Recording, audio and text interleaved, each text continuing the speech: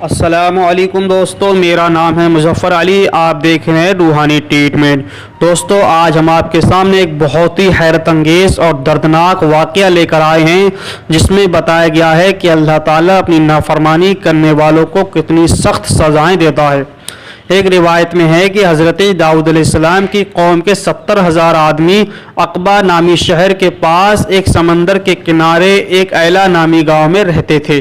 یہ لوگ بڑی فراخی اور خوشحالی کی زندگی بسر کرتے تھے۔ اللہ تعالیٰ نے ان لوگوں کا اس طرح سے امتحان لیا کہ سنیچر کے دن مچھلیوں کا شکار ان لوگوں پر حرام فرما دیا اور ہفتہ کے باقی دنوں میں شکار حلال فرما دیا، مگر اس طرح ان لوگوں کو آزمائش میں مبتلا فرمایا کہ سنیچر کے دن بے شمار مچھلیاں آتی تھیں اور دوسرے دنوں میں نہیں آتی تھیں۔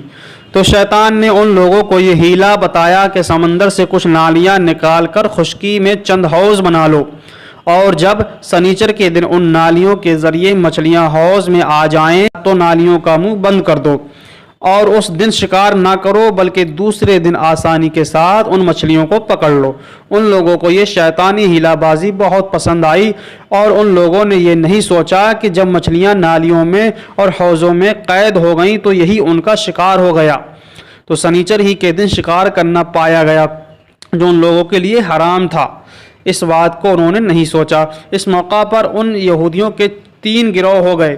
ایک گروہ میں وہ لوگ تھے جو اس شیطانی ہیلا سے منع کرتے تھے اور ان لوگوں سے ناراض اور بیزار رہتے تھے۔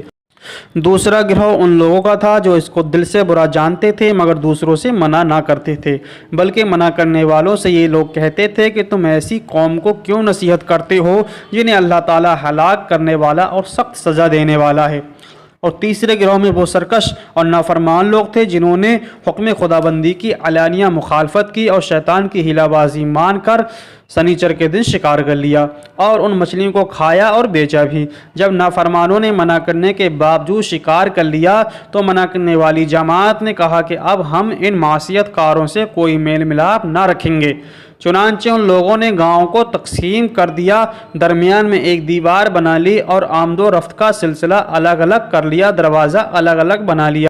حضرت داؤد علیہ السلام نے غضبناک ہو کر شکار کرنے والوں پر لعنت فرمائی۔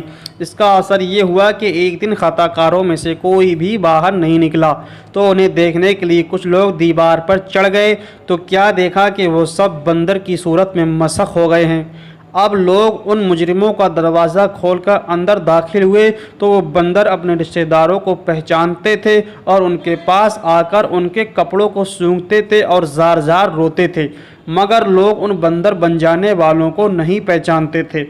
ان بندر بن جانے والوں کی تعداد 12,000 تھی۔ یہ سب 3 دن تک زندہ رہے اور اس درمیان کچھ بھی کھا پی نہ سکے، بلکہ یوں ہی بھوکے پیاسے سب کے سب ہلاک ہو گئے۔ شکار سے منع کرنے والا گروہ ہلاکت سے سلامت رہا، اور صحیح قول میں یہ بھی ہے کہ دل سے برا جان کر خاموش رہنے والے لوگوں کو بھی اللہ تعالیٰ نے ہلاکت سے بچا لیا۔ دوستو، اس واقعہ سے ہم کو یہ معلوم ہوتا ہے اور یہ سبق ملتا ہے کہ اللہ تعالیٰ کی نافرمانی کا انجام کتنا برا اور کس قدر خطرناک ہوتا ہے، اور خدا کے نبی جن بد نصیبوں پر لعنت فرما دیں وہ کیسے ہولناک عذاب الہی میں گرفتار ہو کر دنیا سے نیست و نابود ہو کر عذاب نار میں گرفتار ہو جاتے ہیں اور دونوں جہان میں ذلیل و خوار ہو جاتے ہیں۔ دوستو، اس واقعہ میں ہر مسلمان کے لیے بہت بڑی عبرتوں اور نصیحتوں کا سامان ہے۔ کاش اس واقعہ سے مسلمانوں کے دلوں میں خوف خدابندی کی لہریں پیدا ہو جائیں اور وہ اللہ اور رسول کی نافرمانی کی پگڈنڈیوں میں بھٹکنے سے منہ موڑ کر صراط مستقیم کی شاہراہ پر چل پڑیں اور دونوں جہان کی سربلندیوں سے سرفراز ہو کر اعزاز و اکرام کی سلطنت کے تابعدار بن جائیں۔ دوستو، اگر آپ کو ویڈیو اچھی لگی ہو تو دل سے لائک کا بٹن دبا کر ہماری حوصلہ افزائی ضرور کریں، اور ہمارے چینل کو بھی ضرور سبسکرائب کر دیں تاکہ ہم جب بھی کوئی نئی ویڈیو لے کر آئیں تو آپ کے پاس آسانی سے پہنچتی رہے۔ ہم اسی طرح کی ویڈیو اپنے چینل پہ لاتے رہتے ہیں، اور اس ویڈیو کو زیادہ سے زیادہ شیئر بھی کریں۔ اچھا دوستو، اب ہم آپ سے رخصت ہوتے ہیں، پھر حاضر ہوں گے اسی طرح کی ایک نئی ویڈیو کے ساتھ۔ تب تک کے لیے خدا حافظ، فی امان اللہ۔